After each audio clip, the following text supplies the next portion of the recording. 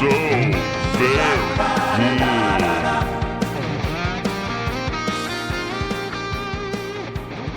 Welcome to the Good GMs Podcast. I'm E.E. Morris, and today's episode is Every NPC Everywhere, All at Once. And now, here's Chuck and James. Hey, everybody. How's it going? I'm James. I'm here with my buddy, Chuckie T. How's Chuckie everyone T. going? You're all good GMs, and we're happy to be back here with you guys. So today is kind of a neat topic. It's one that I've been wanting to pick your brain about, because one of my favorite things that you do, Chuck, is you have this amazing ability to come up with these NPCs. They have such unique voices. They have such unique perspectives, and they're a lot of fun. Like when I've played with you in the past, like you typically do like an ETU, or we've done the Call of Cthulhu game that we played where the guy that ran the sandwich shop and his wife were like yelling at us and stuff. Like you have this great way of coming up with great comedy characters and serious characters. But you're good at the voices. You're good at the dialogue. You're good at doing one thing that I can never do, which is having conversations between NPCs. But that's another conversation for another day, whether or not that's something that players enjoy. But in reality, you're really fantastic at this stuff. Thank you. So what I wanted to do today is talk to you and come up with like ways that our good GMs can learn how to be, good NPC makers. How do you make your NPCs? I know it's a big topic and one we actually didn't prepare for. No. We're good GMs. It's essential. It's so essential to it. And like if you're doing a one shot, even if you're doing a pre-made story, you get these little blurbs like, Officer, Fargood is a old man, middle-aged man, stickler for the rules, but they don't really give you like, the voice or the like, they get mild bits of motivation, right? Yeah, and one of the things that I know I heard quite some time ago was that, I think it was someone that was on stage actually was talking about how he was getting into character. The fastest way he could get into character, he was like props. Ooh, nice. And he was talking about, if the guy has a tie, he's adjusting the tie. He's got glasses. He's fiddling with the glasses. If he's got hair, he's the immaculate hair. He's always, keeping the hair good and all this stuff. So you're not saying have the props. You're saying imagine the props. Imagine the props. Imagine the character. And that's what I did when I was running Vampire. One of my favorite characters was a Ravenos named Cockroach. Ooh. Right? Well, he was sophisticated. You met him and it's like Mr. LaRoche to you. But it was a thing. He always had a tie. He was always adjusting a tie. He'd get nervous and like he's adjusting the tie. So it helped me kind of stay in character for it. Yeah. Really fast. Yeah. Voices, physical descriptions, those are all good. Those help. And when it comes to me having multiple NPCs talking to each other, when we did Deadlands Lynched, we started in Gomorrah, and it was going from Gomorrah out to wherever it was. Because I'm a good GM, I remember these things. That was years ago, man. Right, it was a couple days ago. But one of the things I remember is that your character and another player of ours, Austin James, best gunslinger around. They were in the Red Hill Hotel, and they had made friends with the owner and the barkeep. The barkeep, and the waitress. Okay, yeah. And she was upset, and so talking to them, and then it's the owner, basically chastising her to get back to work. And so it was just a real quick go between those two, just to kind of go, because it entertains me. In the end, it entertains me, and hopefully I could do it well enough that's going to entertain other people. It's funny you say that, because I did actually. It's funny. I was listening to Seth Skorkowski, and I was watching him, and he was talking about memorable NPCs. And actually, one of the things he said made me laugh, because he's like, never have whole scenes where the NPCs are talking to each other. because that makes sense to me. And you use the example of like the king and his brother, and you're all in the court. All the player characters are there watching, and the king and his brother start having an argument, and they talk about who should be in charge. And the one brother challenges the other brother to a duel, and then one of his NPC characters that he plays is like, well, I'll volunteer to be his champion, and he's like, no, I've got this. And then we watch them play a battle. No, that had better be over with fast. Well, that's the thing. So, and I agree with that, but I also like, my problem is, so an example, your characters went to a bar to talk to 4 guys who were war veterans from the Great War. And it was like this bar in Harlem, and you 2 or 3 of you had gone together, and I had 4 guys that all had information, but they all pretty much had the same information.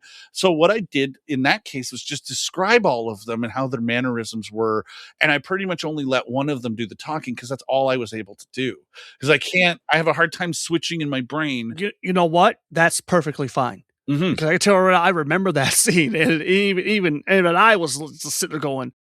Okay, but I could say things like, when this was brought up, you looked over and the guy in the corner who wasn't making eye contact gets a little shifty because something the one guy said made that guy feel uncomfortable. So it was a cue maybe you could either talk to him or say like, tell me more about that, without that character actually having to have a different voice. Exactly. Yeah. And if you can't do the voices, don't. Yeah. Welcome to Night Vale. Welcome to Night Vale has an awesome thing that I never heard before.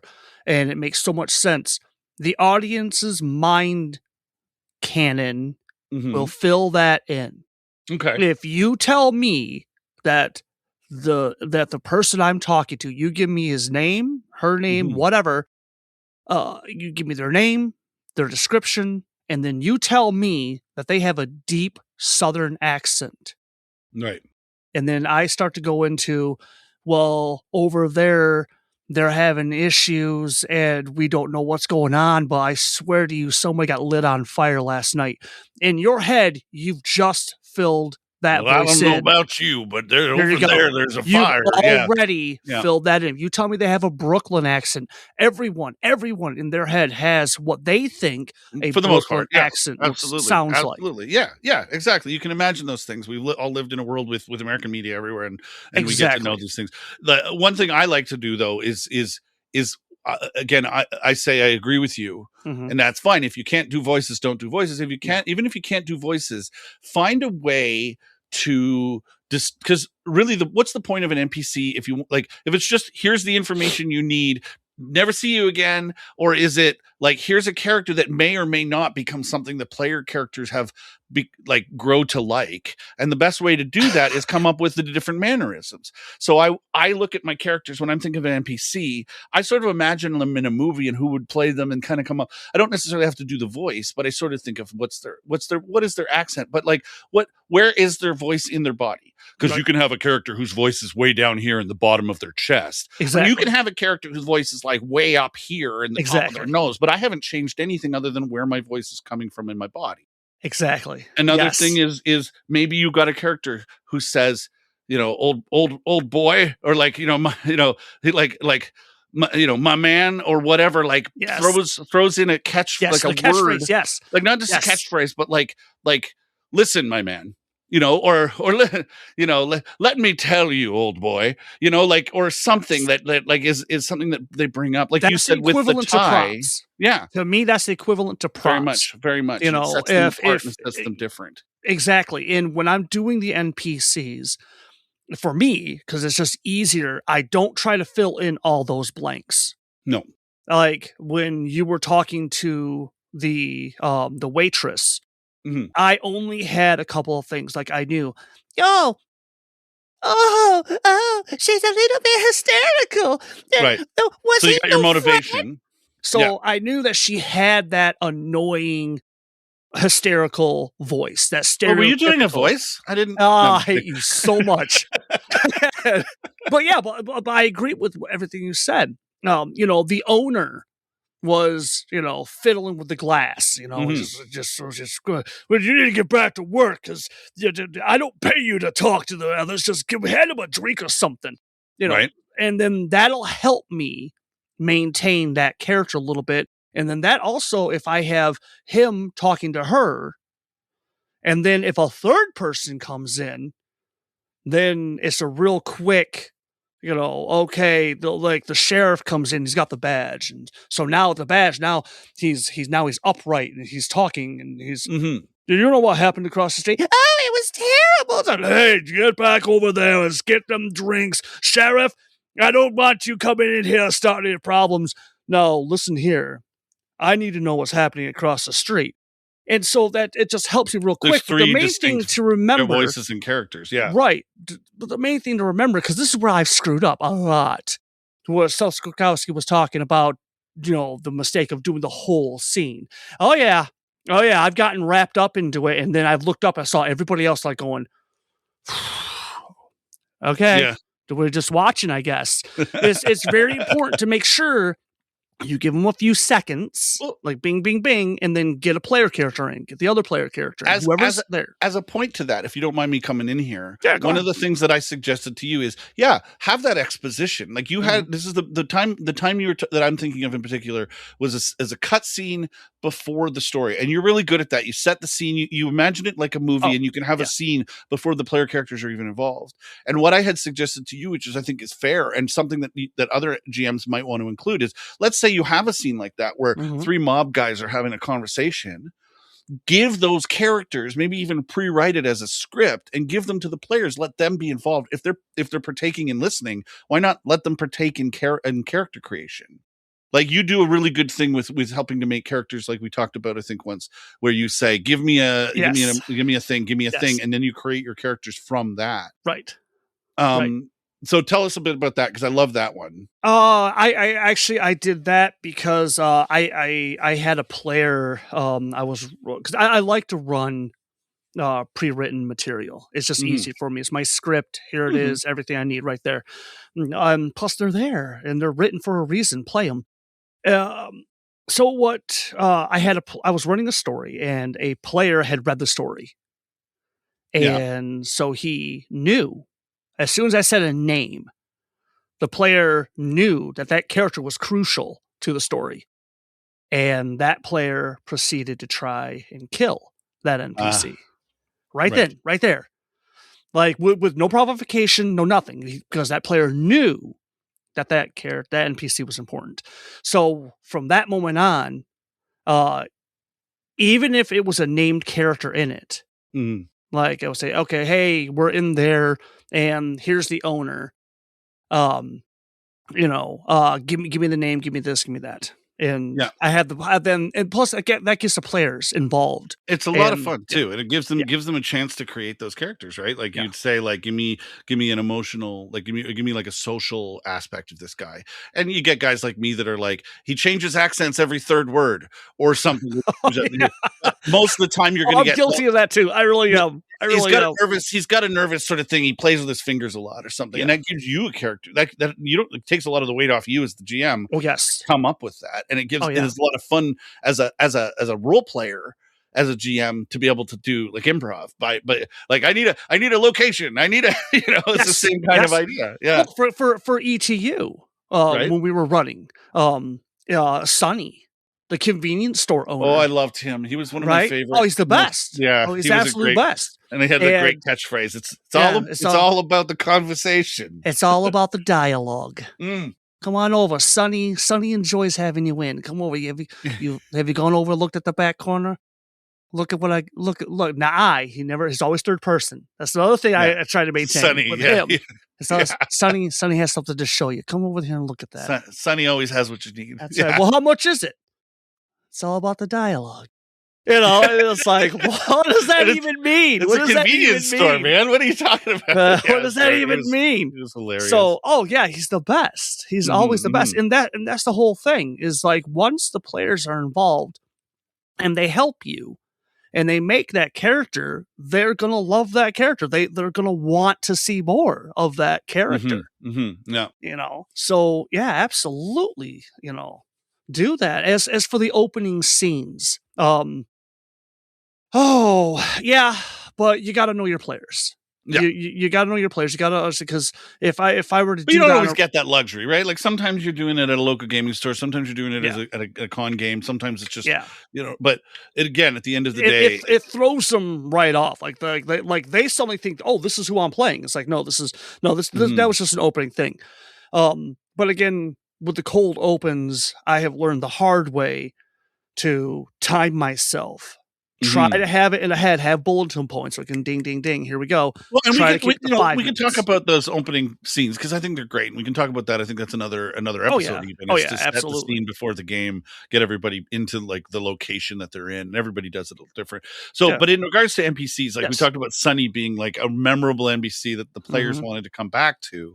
I'd like to talk real quick to that topic is thinking back to some of the NPCs that I've made and how I distinguish them and how I'm like, so one of the things we talked about earlier was like, fidgeting or catchphrases or things like that. Yeah. Another one I found very useful, and I'll get back to the story in a minute, but was pacing. Like if you have a character that's always like, okay, so I've got a lot of information and I want to give it to you and I want to help you out here because I'm an NPC and I need to be here for you. But if you ever need anything, don't be afraid to talk to me. And then you have the character who takes their time while they're talking. Oh yeah. And those are things to distinguish them. But my favorite, like I've had so many good NPCs and most of mine are coming up the top of my head. Like I'll come up with somebody and then realize like halfway through the scene, I'm like, I love this guy. I hope my players don't kill him today.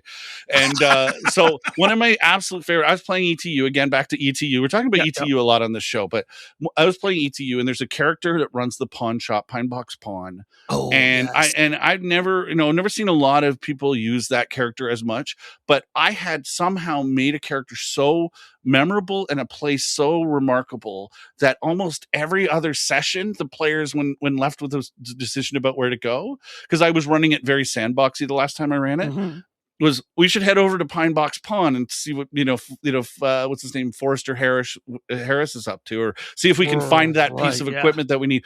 And I always made sure that there was something there that caught the players' eyes, whether they could afford it or not. But the point was, whenever they were looking for something, they would find it. It might not be exactly what they were looking for. And I would give them magical artifacts that were cursed or whatever, just because it was in the shop. But the best part was I had imagined him. He was played by the guy that played, I think his name was Doc on season 5 of Buffy, a very slender, very like almost a snake-like older man. I had envisioned him to be this skinny guy. And he worked at Pine Box Pond. My favorite thing was like he was very calm and thoughtful in every word he said. So if you came in looking for something, he says, I imagine that there's probably something like that over in the far corner. Right. If you'd like to go have a look over there, you might find what you're looking for. But my favorite thing about him was if they bought something from him, he'd pull this ledger out from under the desk and he'd thump it down on the table, and you'd see him open it with such care and precision. Like each page was gilded, and he'd find the last page with a ribbon that was perfectly pressed and shiny, and turn the page, and he would write something in a penmanship, and I'd move my hand in such a way, excuse me, I don't mean to bump the microphone, but I'd move my hand in such a way that was like he was doing calligraphy. And he would say, great, so that will be $7. Thank you, sign here. And then he'd close the book and say, so we have an accord. I never used terms like we have an accord in real life, but this character did. Yes, exactly, because the dialogue is important. And it was no surprise that he wasn't a good guy. Oh yeah, absolutely. He still wanted to keep coming back to see what goodies he had for sale. Yes, exactly. And that's the other thing that makes NPCs that much more important, is that, for the players who are also the audience, they know as the audience, you are watching a horror movie, and they know that this guy is evil to his core. Probably some kind of devil or wizard or something. Yes, absolutely. But their characters know there's no such thing as devils or wizards. Exactly. So that's perfect. Spoilers? You want me to give you a spoiler? Yeah, okay. So I'm running ET right now, right? Oh, yeah. I'm going through all that stuff. All right, so the pawn shop owner. What character do you think what actor do you think I modeled him after? Oh, I don't know, man. You're a funny dude.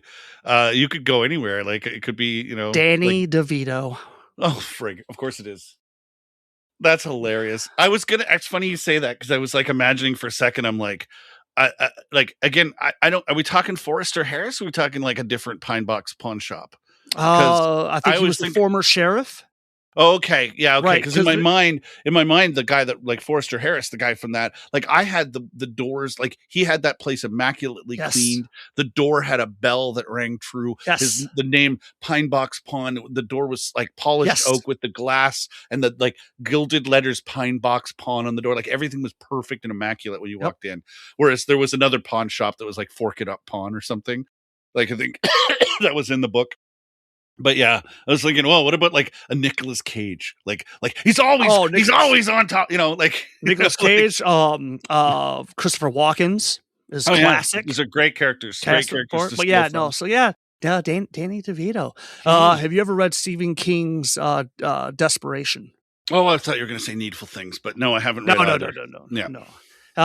Well, this is your homework. If you get an opportunity, even if you just Google it real quick.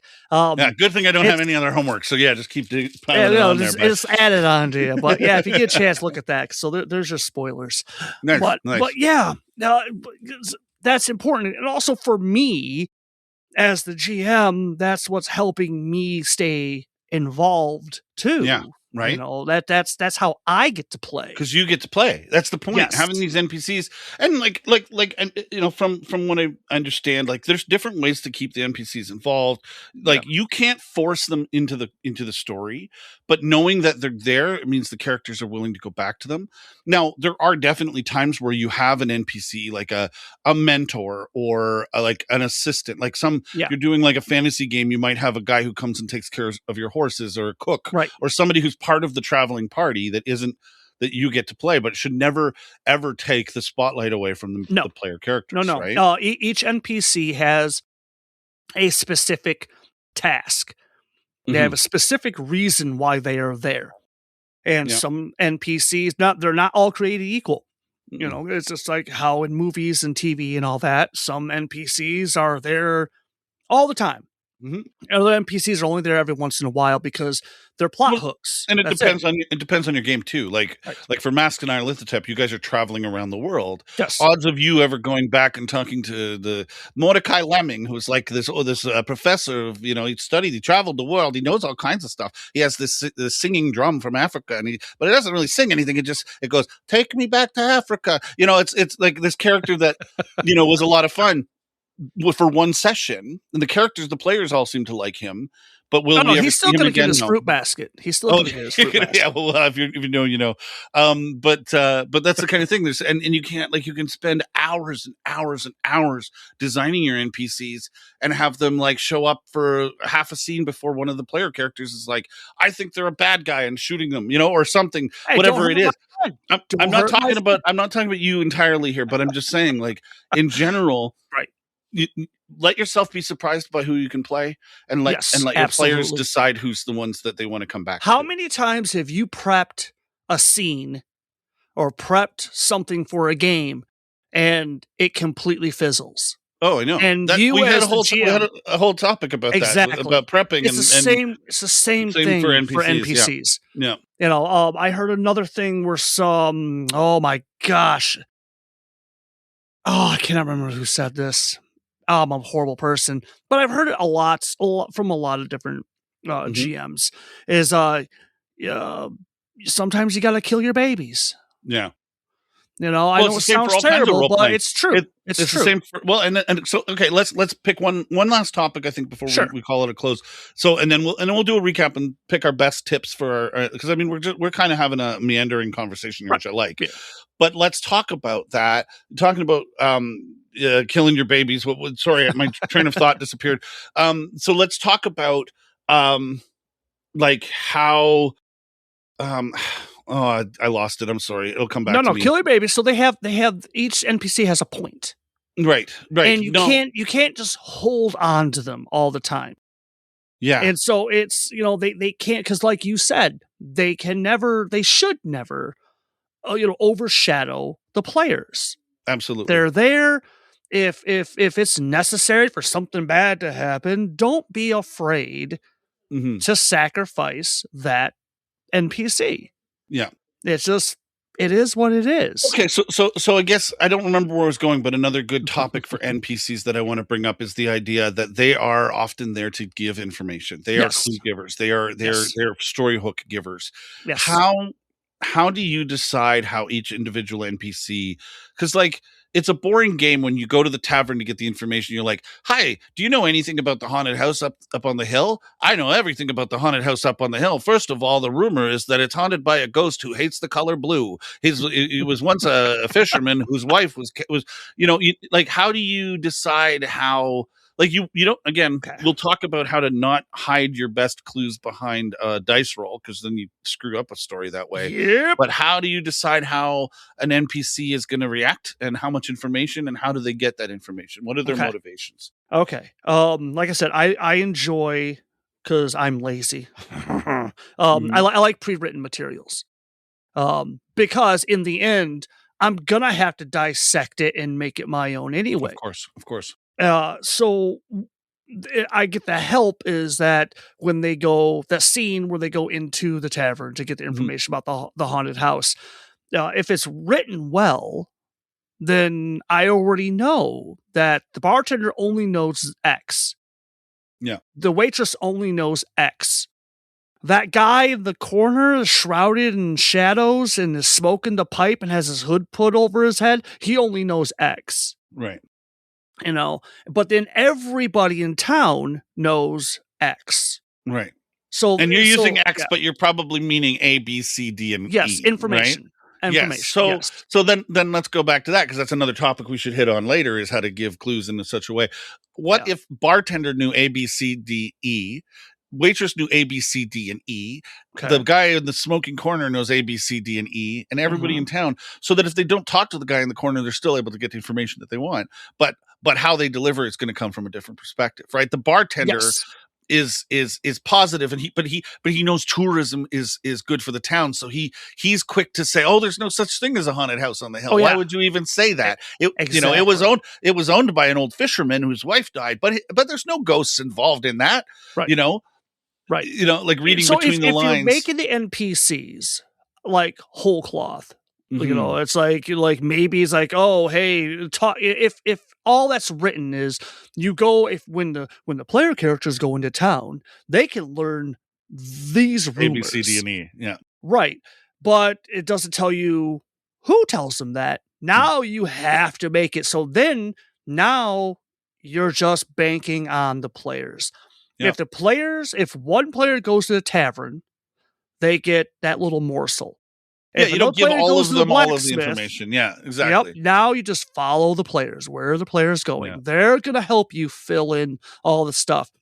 And if there's not enough players for all the information, then they can run into somebody else. Or just follow the players, and they'll organically learn what's going on. Absolutely. So that's how I usually try and do it. Let's draw to a close. Let's pick one best tip that you can give to be a good GM in regards to how to make and utilize that maybe we haven't said, or just to reiterate one that we've already said, to make good GMs gooder. Yes. Yeah. I mean, props. Think of the tie, the hair, the glasses, like I said, the fidgeting. I'd even take that a step further. I've some of my favorite GMs, JC from Wildcards. She would have like wigs and hats and mustaches and stuff to distinguish, her characters, her NPCs from hey, if you got it, use it, baby. Right. Yes, right? absolutely. So, yeah. And for me, I would say probably one of the biggest things is trust yourself when you start, let yourself create the character as you go. If you have a rough idea in your head, like motivation is probably the biggest thing to dictate it. But if you look at the situation, you say, well, I know they're a professor, so they're probably well-educated, which means that they're going to speak with big words whenever possible. And they're probably they live alone and they're older, so maybe they're neurotic. So all of a sudden you create this like persona without even thinking about it. But once you lean into it, go with it, because it's amazing how your character that you create if you trust it and you believe in it and you find it fun to play, the NPCs, the player characters rather, are gonna adhere to that as well, and they're gonna say, yeah, that guy that you had Yes. that said called me old boy all the time and would cough. He was fun to play with. So I'm gonna go back to him when I need this or that. Because they're going to want to. Yeah, absolutely. Because you enjoyed it, and therefore they're going to enjoy it. Yeah. So, absolutely. Awesome. So, thank you for joining us today on Good GMs. Yes, thank you. Don't forget to join our Patreon, Good GMs, patreon.com/Good GMs podcast.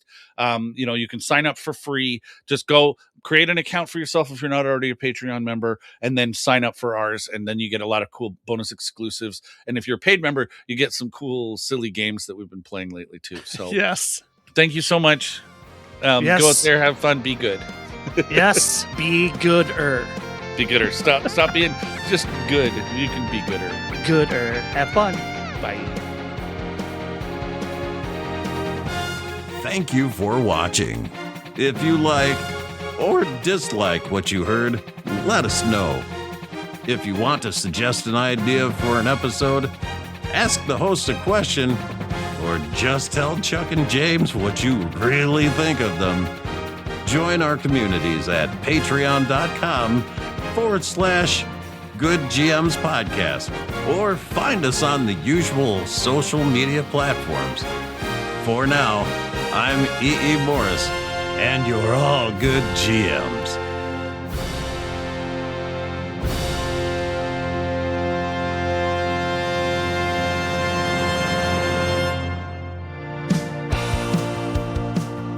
We are so grateful to all of our Patreon supporters. At the gooder level, Weird Candy.